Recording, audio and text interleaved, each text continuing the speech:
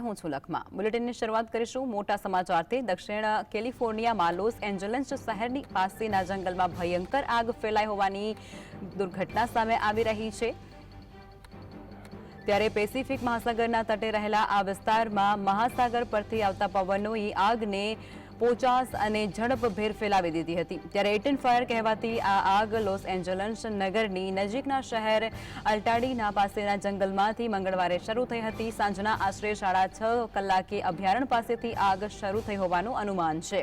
આગ એટલી ઝડપથી ફેલાવા લાગી હતી કે હોસ્પિટલ્સમાં રહેલાઓને પણ પાર્કિંગ વોર્ડ સુધી પહોંચી ગઈ હતી। ત્યારે જેના પગલે પાર્કિંગમાં ઉભેલી ગાડીઓ અને એમ્બ્યુલન્સનો બહાર પણ કાઢવી પડી હતી અને ત્યાં રહેલા 30,000થી પણ વધુ નાગરિકોને મહા મહેનતે બહાર કાઢવાની ફરજ પડી હતી।